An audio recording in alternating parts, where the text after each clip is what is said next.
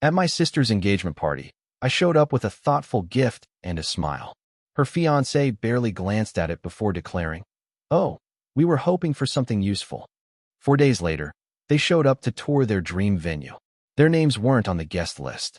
I, 32M, thought I was being the perfect supportive brother when I showed up to my sister's engagement party with what I considered a thoughtful gift. The vintage photo album I'd carefully assembled contained old family pictures I'd spent weeks collecting and restoring, each one representing a memory from our childhood. I figured it would be something meaningful they could treasure. Her fiancé took one look at the wrapped package, opened it without much interest, and immediately made it clear they were hoping for something more practical. He mentioned how they really needed kitchen appliances or cash for the wedding. My sister just stood there, not saying much, but I could tell she felt the same way. The dismissal stung more than I expected. I smiled and told them I understood, that I hoped they'd at least enjoy looking through the photos someday. But walking away from that party, something shifted in me. I'd always been the one who tried to keep peace in our family, the one who went out of his way to make everyone happy. This felt different, though, like my effort meant absolutely nothing to them. That night, I started thinking about their wedding plans. My sister had been talking for months about this exclusive venue they'd fallen in love with, some historic mansion that hosted maybe 20 weddings a year. She'd mentioned how competitive the booking process was, how they were still on a waiting list despite putting down a deposit months ago. I'd actually heard about that venue through my work connections. I run a small event planning business, and I'd done several corporate retreats at places that work closely with wedding venues. The owner of this particular mansion and I had developed a decent professional relationship over the years. 3 days after the engagement party, I made a call. I explained to the venue owner that I was interested in booking a date for a client, specifically the same weekend my sister was hoping for. I told him it would be a high-end corporate event, something that would bring in significantly more revenue than a typical wedding. He was immediately interested. Corporate events meant higher budgets, more guests, premium catering packages. We worked out the details quickly, and I secured the booking under my business name. The deposit was substantial, but I knew it would be worth it. The next morning, my sister called me in tears. The venue had contacted her to say they needed to cancel her booking due to a scheduling conflict with a corporate client. They offered her alternative dates, but they were either much later in the year or on weekdays that wouldn't work for their guest list. I listened to her explain the situation, offering sympathy while she vented about how unfair the whole thing was. She mentioned they were going to tour some backup venues that weekend, but nothing compared to their dream location. That's when I suggested something.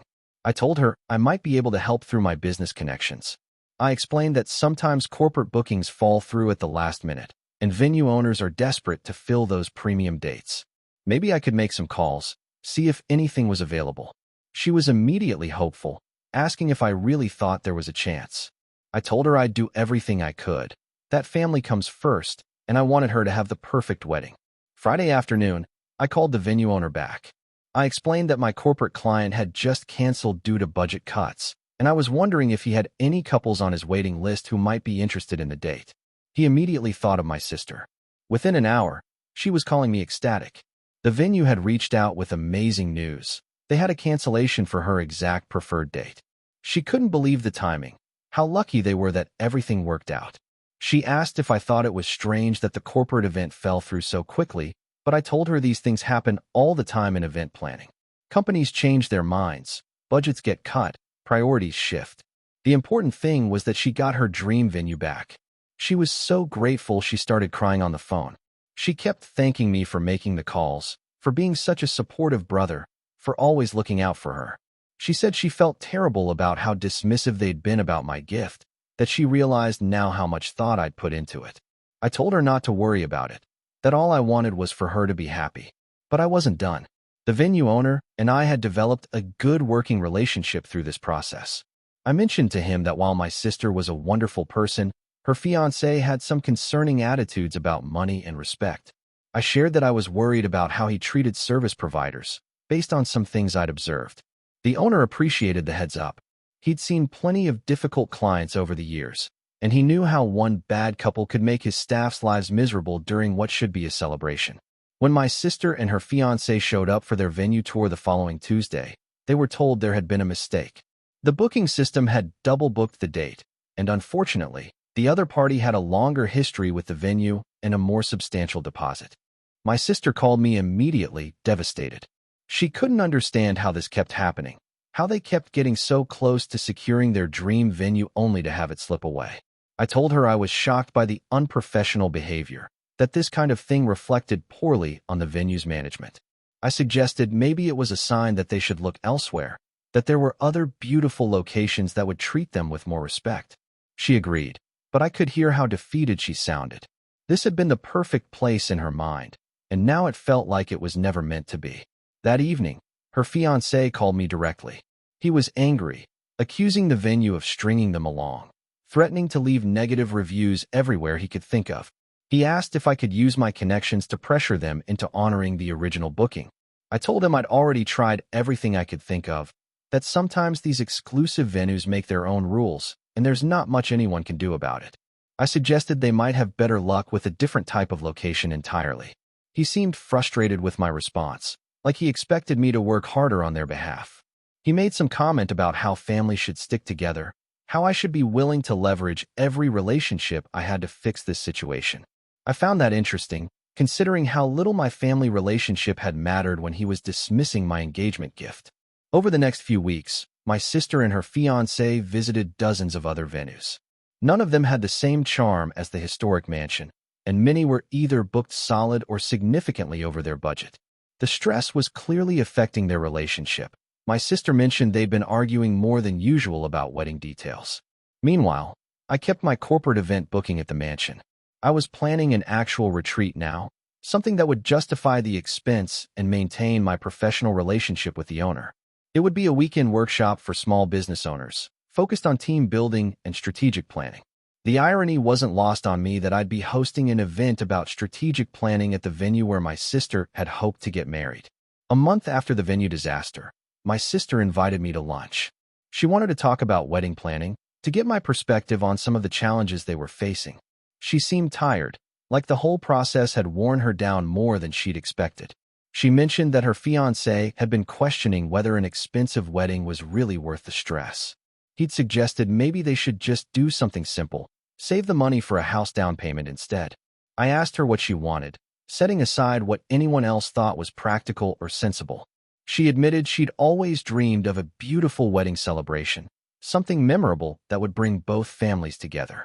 But she was starting to wonder if that dream was realistic, if maybe she was being too idealistic about the whole thing. I told her she deserved to have the wedding she wanted, that compromise was important in a relationship, but so was having a partner who supported your dreams.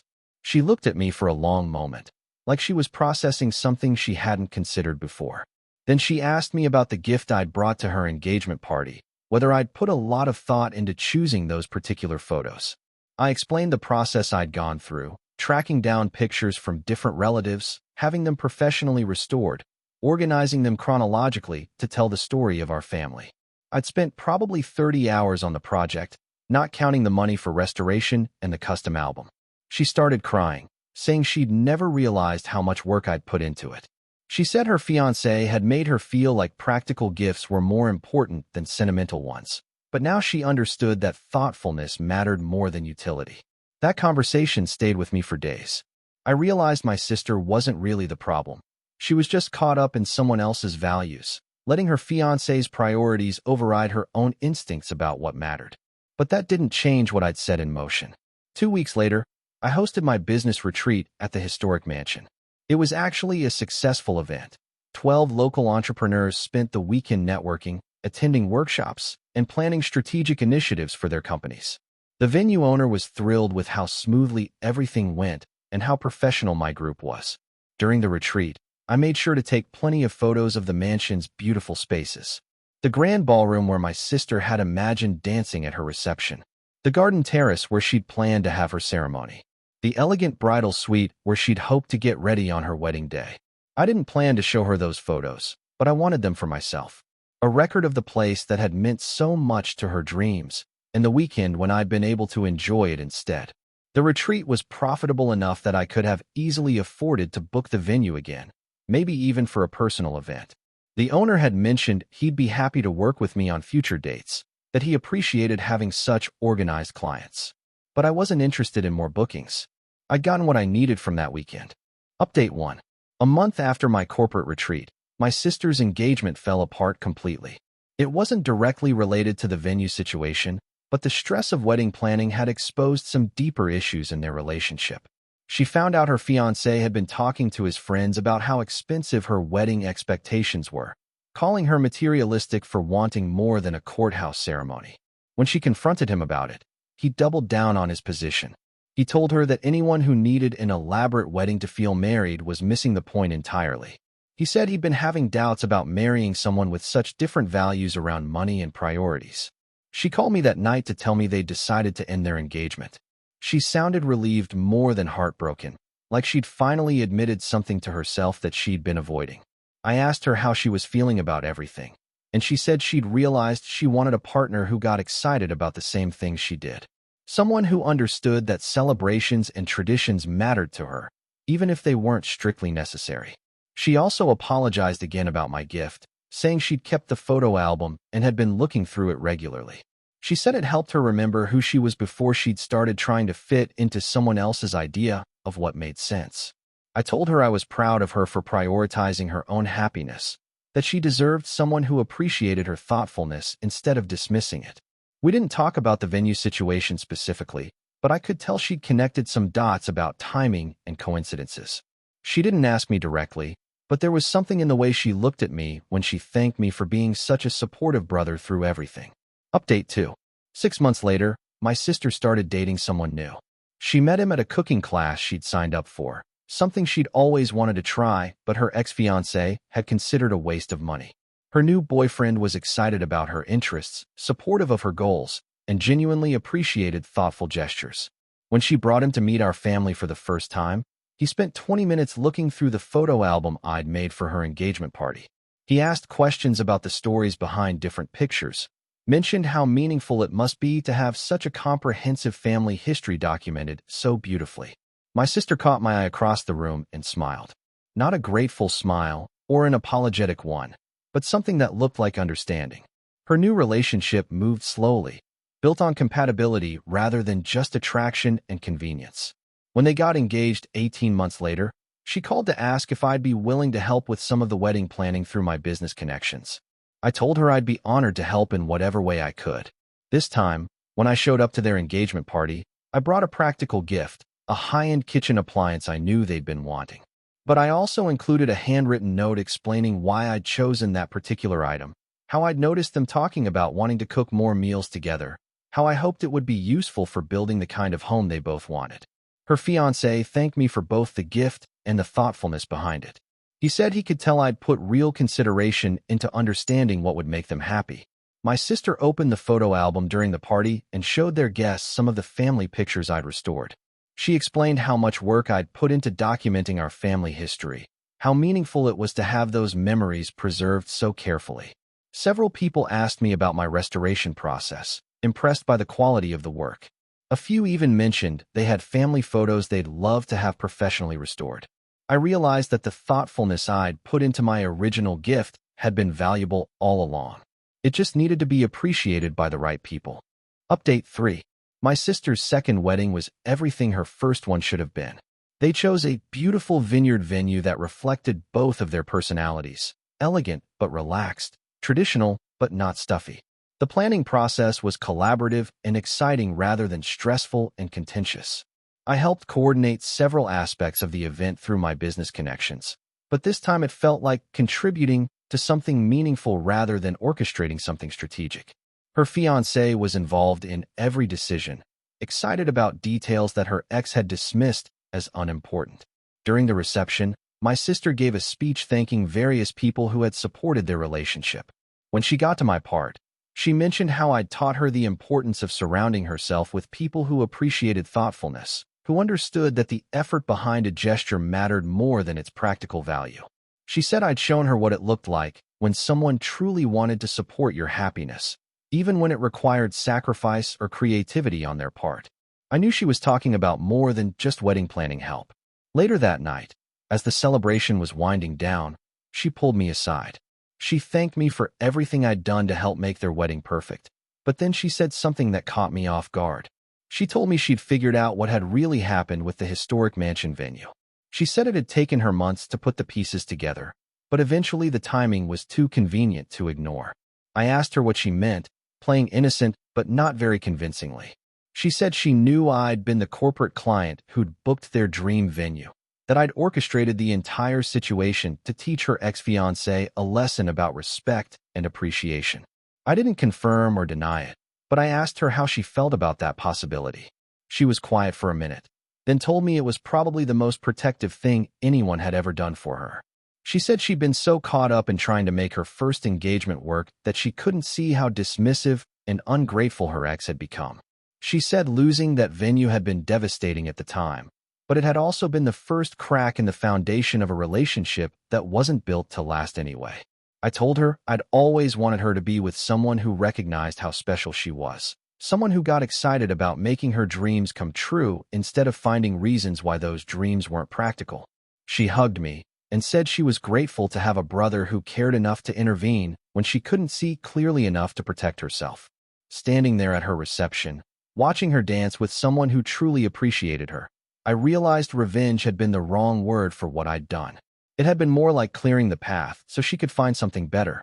Sometimes the most thoughtful gift you can give someone is helping them avoid settling for less than they deserve, even if they don't realize they need that help at the time. The historic mansion booking had cost me several $1,000s and required months of strategic planning.